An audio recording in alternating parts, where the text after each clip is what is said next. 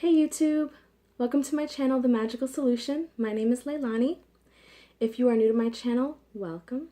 If you are a subscriber, thank you so much for sticking with me and I hope you continue to do so. So tonight's episode is about cleansing. And it's been something I've been wanting to do for you guys pretty much since the start of my YouTube channel. But I just couldn't find a good way to, approach it. But a couple of things happened to me this week and a couple of reasons why I wanted to do this. So the first thing that occurred was I have been noticing a lot of people sort of feeling out of whack and feeling sick. Their work and spiritual work isn't working, and it has nothing to do with the cosmic alignments or anything. It's just like it's totally them. And they would come with requests for spell work, and then I'd pretty much realize, like, you don't even need it. You just need to cleanse, And that's kind of a little frustrating for a lot of people, clients definitely want a lot of spell work and magical stuff to happen when really it's just a matter of cleansing, and then, pathways and blessings will open up for them, and a lot of them don't want to hear that. But, it's a reality of the situation, right? So that was one thing. Another thing that happened is that, I'm preparing right now for the Beltane Festival coming up in about 2 weeks, and it takes a few months to prepare. I make all of my products from scratch, doing the labels, doing the bottling, and, prepping bulk items, and et cetera, and I just haven't had time to really focus on myself, and so I've noticed even myself being kind of out of whack and imbalanced and needing a lot more cleansing than normal. Another thing that I noticed is the cosmology of everything. Yeah, all the planets seem to be in retrograde right now, and everyone is just kind of out of whack and very anxious and tense and on the attack, and just a lot of people just kind of need to clean out a little bit. So that was another thing. And then, before doing this video, I would say maybe a week ago, I thought about a story about one of my ancestors that really kind of hit home and really encouraged me to want to do this video. And the story is about my great-grandma on my mom's side. And you guys tend to hear about her a lot. She's kind of one of my big ones. And they used to call her the woman with the white glove. And the reason why they used to call her that is she would literally do that. When all of her daughters, because my grandmother has a bunch of sisters, were in the house cleaning or outside doing what they have to do, my great-grandmother would literally walk around with a white glove on and touch all the surfaces of the house. And if there was dust on her glove when she wiped a surface, well, hell would break loose, right? So, I thought about that story and I was like, it kind of makes a lot of sense because I lived with my grandmother for a while in college. And of course, as a kid, we would go and visit grandma, pretty much every weekend. And my grandmother, as a kid, I didn't think about this as deeply as I do now. As a kid, you're just like, oh, grandma's clean, and that's what she just does. She cleans stuff, and it's normal.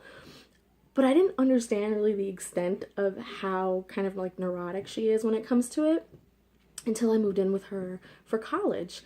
And I mean, this woman lives in an urban area, and urban areas are no stranger to vermin, mice, rats, excuse me, cockroaches, all kinds of insects and stuff.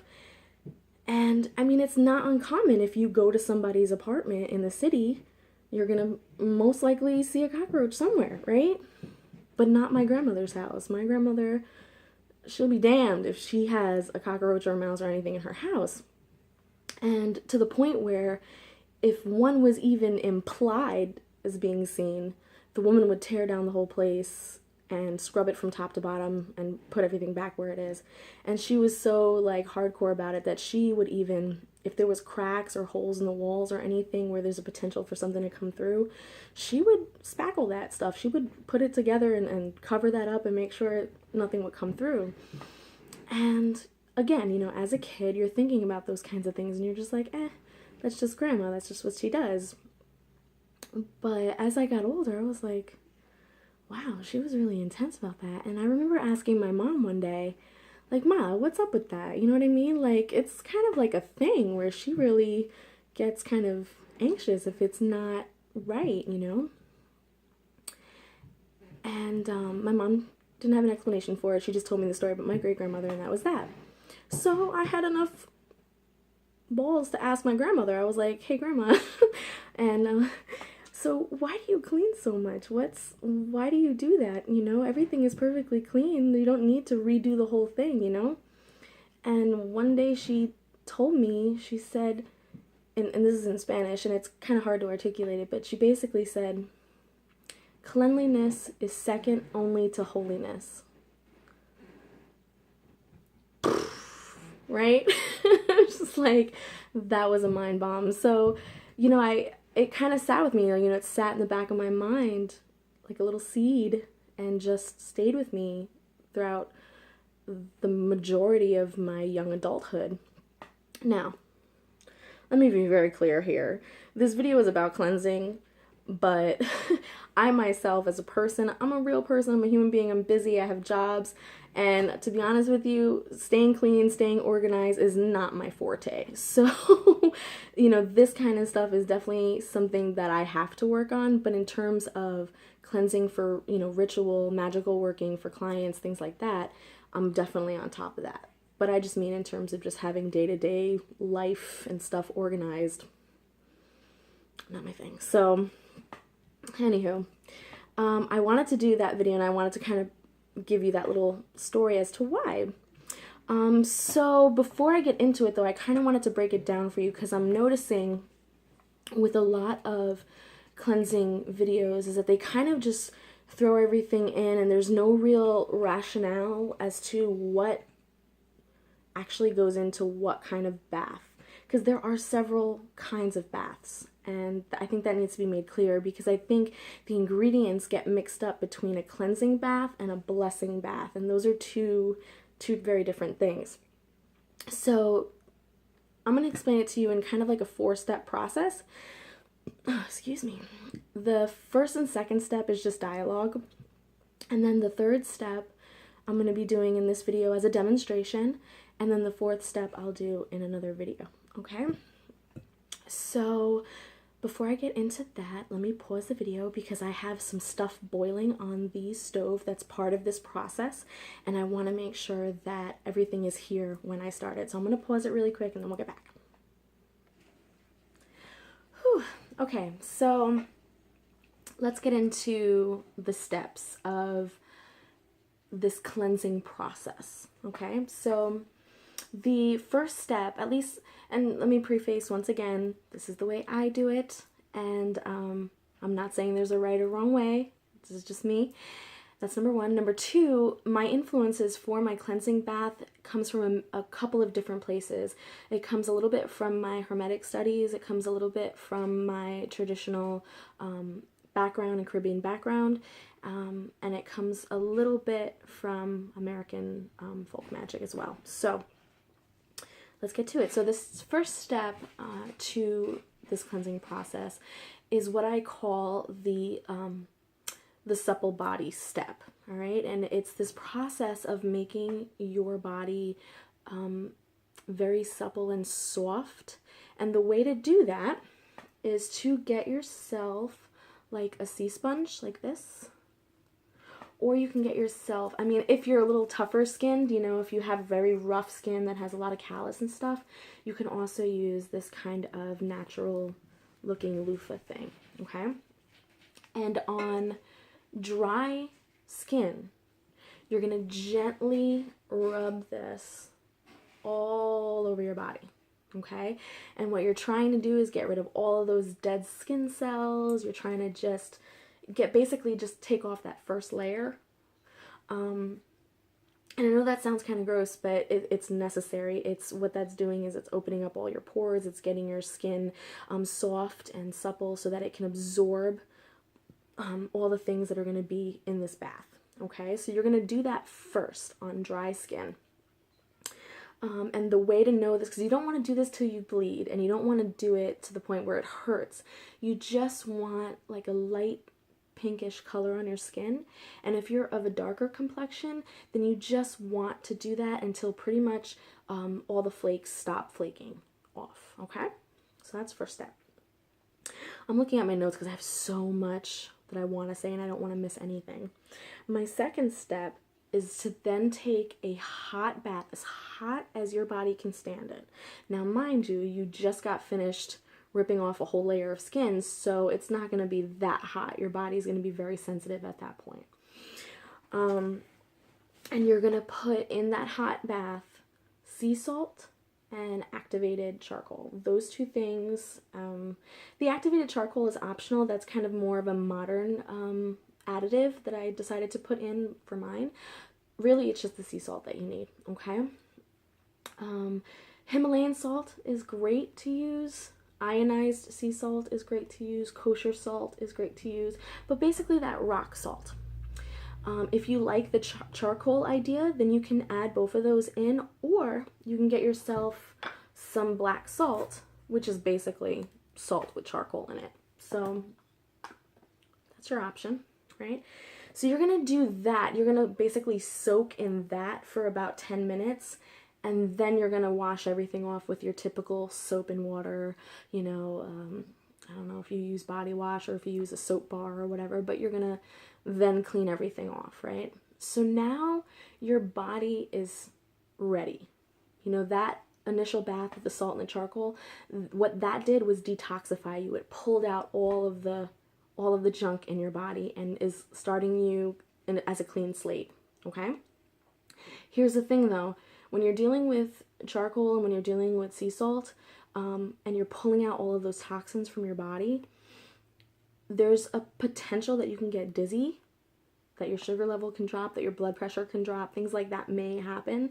So my suggestion to you is if at any point you're feeling lightheaded, dizzy, hungry, if you're just feeling funny in any kind of way, stop. Go eat some berries because those have a lot of antioxidants and you know you want to replenish yourself, and drink water or coconut water, okay? And just kind of assess how you feel before you continue on with the process. All right. Let me see what else.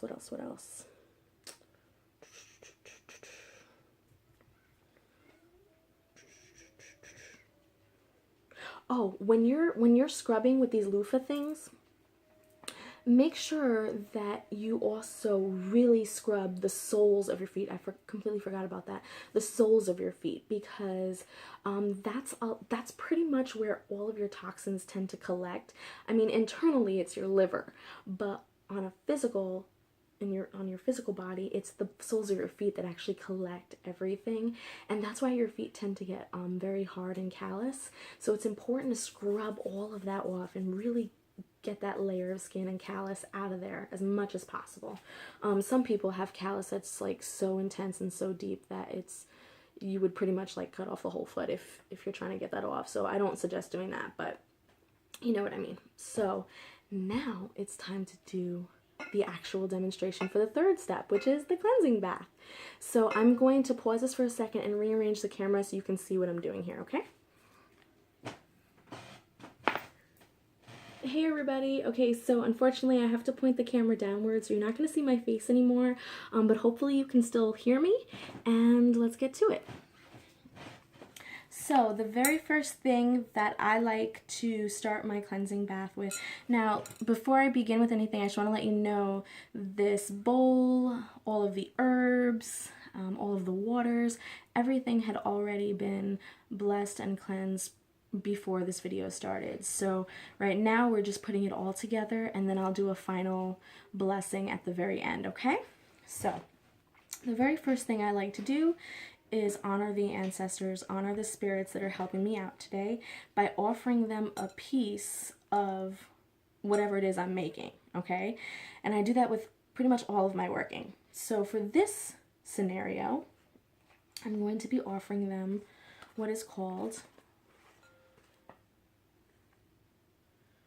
the holy leaf, or the sacred leaf, or the leaf of the saint. Okay, now this is a leaf that stems from Mexico and South America. They use this a lot in their cuisine and cooking, mostly to wrap tamales. And it's an herb that is used for protection. And it's kind of like this idea of, you know, being wrapped in the protection of your spirits, ancestors, and guides. Okay, so that is going to be the very first thing I put in there as sort of like my offering. Okay. The next thing I want to add to my cleansing bath. Now, as you notice, the first half of this is going to be fresh herbs. Okay. I like to use fresh herbs mostly. And if I can use all of my herbs as being fresh, ideally, that'd be great. I can't always get at certain ingredients, it's just not accessible to me. So then what I do is I then make a satchel of dried herbs. But for now, I'm going to show you the fresh herbs first. So my next fresh herb is going to be dill. Dill is extremely refreshing and cleansing. Okay. The next herb I'm going to show you, and all of this stuff comes from my beautiful, beautiful garden. I love it. So this next herb I'm going to show you is holy basil. Okay. Now again, all of these herbs have cleansing and protective properties. Then one of my favorite herbs, I love this herb, and it's very, very much essential to my cleansing bath, is mint. Smells so good. I love it. And I like to put a lot of that. And then, of course, last but not least, the most important herb of them all for my spiritual bath is, come on, there we go, cilantro. Talk about a cleanser. Not only does this cleanse the inside of your body, it cleanses your blood, it cleanses your liver, your kidneys, but it also cleanses you on a spiritual level. This is an amazing herb. So, this is my fresh batch. And then what I'll do is I'll take some water, I'll pour this in to this bad boy. And I'm going to add water as we go. Okay. And then you're just going to squeeze the ashe out of that bad boy. And you're going to just go in there. Now, if I'm a little bit quiet, it's because I'm praying on top of the prayers that I did before the video. So don't mind me. Just continue to watch.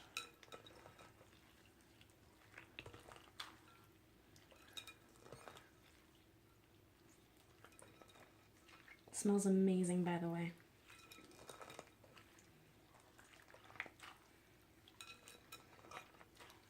Okay, so this is going to take some time. I'm going to pause the video and come back to you when I'm finished with this process, okay? So I'm about halfway through kind of squeezing out all of the energy, and at about this time, I like to kind of step away from it for a moment and start my next process, and then I'll come back to this. So my next process is to take my boiled water, because I always boil this first, and put it into a measuring cup or any kind of, oh, there we go. Now, why do I do this? I'm doing this because I have a bunch of dried herbs that I like to include in my bath. But I do not approve of boiling my dry herbs with the boiling water. For me, I feel like that kind of boils out the energies that I like. Instead, I like to wrap it up in either a mesh cloth or in a coffee cloth, because I'd rather steep it and allow the energy to kind of diffuse into the water. There's really no preference. You can use a mesh cloth, you can use a coffee cloth if you want.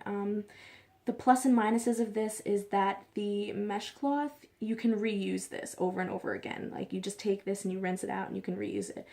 You can't do that with the coffee one, but what you can do is use fine powders with this, whereas fine powders would kind of seep through this and you don't really want that. So that's what I'm going to do. So I'm going to add it to my hot water, just like this, and I'm going to allow this process to steep while I do my next step. So I'm going to put that there. I'm going to move this hot water.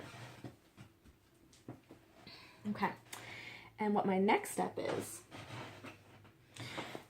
now the reason why I stop halfway through is because there's a certain point where as you're squeezing, you know, you're feeling like, okay, the pieces are getting a little too small and everything is getting harder to squeeze out, and I still feel like there's energy in there that needs to be taken out. And one of the ways I like to do that, and in addition giving this a great ingredient to work with, is using lemon. The rind has a lot of oils in it, and those oils, definitely what you want. It's the essence of the lemon. Oh, it smells so good doing this. Lemon traditionally is used to banish negativity, to cleanse and purify. There's so many uses for lemon. It also is used as an amplifier for magic. You know, whatever work you're doing, you add lemon to it and it just pumps it up. It kicks it up a notch. Kind of the same way that dragon blood does. Okay, you want me to get all that rind in there. And not only that, but like I said, I'm adding it midway through this process because lemon is very acidic. And it allows the plants in here to break up. And you want that. You really, really want that to really get all that last bit of energy out. I'm not one to use knives. That was pretty brutal. I think I just totally hulked out on you guys. Fear the Lonnie. Okay, I'm just kidding. So that's that process. So now I'm going to finish squeezing out the rest of this. I'm going to pause the video, squeeze out the rest of this. Hopefully, by the time I'm done, my steeped herbs should be ready to diffuse and ready to put into the bath. All right, so hang in there. Okay, hey everybody. All right, so I squeezed out the last of the good stuff, the good herbs, and I transferred it over into one of my jars. Now this is only a small amount. There was a huge amount, and I put that over to the side. So I transferred this over and I made sure that I used my very fine sifter to do that. And the sachet of herbs that I had, unfortunately it broke on me. Luckily, I have a sifter, so it's going to go through that anyway. But if that ever happens to you and you don't have a sifter or you don't have a way to clean it all up, honestly, I don't know what to tell you. You just got to spoon that stuff out, you know what I mean? Or if you like the aesthetics of all the little herbs floating into your bath and you don't mind it being in your bathtub. Okay, so what did I have in this sachet? So normally for cleansing baths, I really enjoy the use of fresh herbs, like I had said before. And two of the herbs, actually three of them, that I am adamant about having in my bath, whether they're fresh or dry, as long as they're there, I'm happy, is rue. Ruda is my rue, is my sage, and my palo santo. As long as I have those three things in there, I'm okay. You know, they don't have to be fresh as long as they're in there. Now, what's in this packet is those three things plus some patchouli, some parsley, cedar, nettle, What else? What else? Some burdock root. Some blue vervain. Vervain is not a common one in these kinds of baths. I prefer using it because traditionally it is used to protect the psychic and mental faculties. And back in the olden days, it was used against vampires, right? Calendula, and of course some saltpeter. I like saltpeter a lot. I that's kind of like my second choice if I don't have Himalayan salt with me. Now I do have Himalayan salt today, but I kind of wanted to use that just for this particular cleansing. So it's pretty much diffused. The water looks very colorful, looks very good. So I'm going to pour the rest of this in here.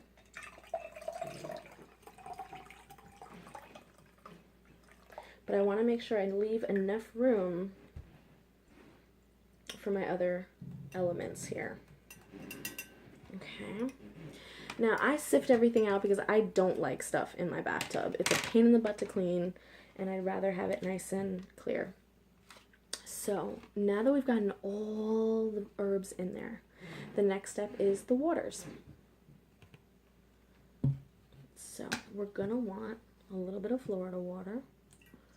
I make my own Florida water, but I make that more for selling because it's just too good for me. It's too good for me to use. Like, I don't want to use my own Florida water. I love it. I love it too much. You know what I mean? I'd rather give it away. This is the way I am. That's my nature. And then some holy water. It's the last bit of it, so I might as well use it. And that should be it, right? I have all my pieces in here. I'm good. I'm good to go. Yay! So that, my beautiful people, I don't know where I put my lid. Well, that's not good. I was gonna shake it for you, but I guess I'll have to do that off camera. So that, my people, is my cleansing bath. Okay, so this is what I use. Now this can be used as a floor wash. This can be used to cleanse your ritual tools, and obviously it can be used on you. This is completely safe. You can put this anywhere in your house, and if you have animals or children, you don't have to worry about them. The few elements that I would have included are actually toxic, so I left those out. And that's pretty much it for my cleansing bath. Now my next video that I'm going to make is going to be the blessing bath, because as you notice, there's a couple of things that you would have seen in other videos or in other places that I didn't put in here, such as, you know, certain milks, certain perfumes and flowers. Those kinds of things are for blessing baths. They're not for cleansing baths. So I want to make that clear, and for the next video I'll show you how to do that. So I hope you enjoy this. The frequency in which you need to use this cleansing bath is completely up to you, by the way. You know, my suggestion would be to do it before and after any magical workings, before and after you enter any kind of like spiritual hotspot. So like, you know, haunted houses, I don't know, cemeteries, things like that. You want to make sure you cleanse before and after. And you know, if you're the kind of person who is around a lot of people, like if your job requires you to be very social and around a lot of people, I would definitely cleanse weekly at least. And if you're someone who feels like you have something attached to you spiritually, maybe a sticky ex-lover, you know, whatever the case may be, if you feel just yucky, this process might have to take a while. You know, like you might have to do this for a couple of months before you really start to see the effects. You know, if you don't have a bath too, because that's another question that I get. If you don't have a bath, this is okay to pour on your head. Now, my suggestion would be to go to the dollar store and get yourself one of those squirty bottles so that you can kind of control how much you squirt on you. And you want to start from the top of the head down, okay? So now I'm going to end this video. I'm going to pray over this and give it its last blessing. And then I will see you in our next video for a blessing wash. And I hope you stick with me. Like, comment, subscribe, share, you know what to do, and peace and blessings.